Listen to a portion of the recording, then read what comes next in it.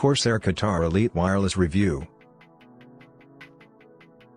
The Corsair Katar Elite's wireless keyboard isn't the lightest lighter weight keyboard on the market, but it's still pretty lightweight at 67 grams.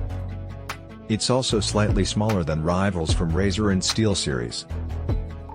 Regardless of whether you use a thumbless design or not, if you're using an ambidextrous mouse, you may be missing out on some of the benefits of having a traditional mousepad. However, the Katar Elite Wireless makes up for that by offering a comfortable fit. Even though it sacrifices some of the precision afforded by a traditional mousepad. Thanks for appreciating our accessibility features. We've designed these buttons so that they're easy to use even if you don't know where they are, which makes navigation easier than ever. And we've positioned them so that your thumbs don't have to stretch too far to hit them. We like the Corsair Katar Elite Wireless keyboard because its design is attractive. But the glossy plastic used for the outer body could get dirty if you use it often. If you tend to have greasy fingers, then you might want to consider buying a different type of mouse instead.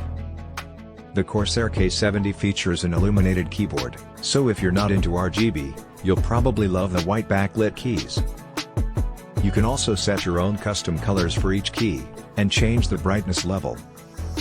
The Corsair IQ software works just fine and allows you to configure macro keys and remap the function of any button. It doesn't really matter much to most people who aren't professional gamers, but the Corsair Katar Elite Wireless mouse has some amazing features. Its high-resolution sensor paired with its 2000 Hz hyperpolling and 50 grams acceleration means that it will be an incredibly fast and responsive gaming mouse. We've tested the Corsair Katar Elite for gaming performance and found no problems whatsoever. It didn't lag at all during gameplay. The left and right mouse buttons are just as quick, responsive, and satisfying to press as any other mouse button, thanks to the armbands that Corsair has chosen for its switches. However, the scroll ball doesn't feel quite as smooth as some competing mice due to the slightly tighter spring tension. It's not really an issue, though. The super accessible side button offers a bit more friction than the left and right ones. Although whether or not we like this will come down entirely to personal preferences. Our intuition tells us there is a slight mismatch between where they're placed and their ease of use. The Corsair K70 mouse uses 100% PTFE footpads, which provide incredible low-friction gliding performance that only enhances its speed. However, you should use this mouse with a mouse mat or mouse mat. Those pads aren't for all types of surfaces and they sound a bit grating when used on bare wood desktops.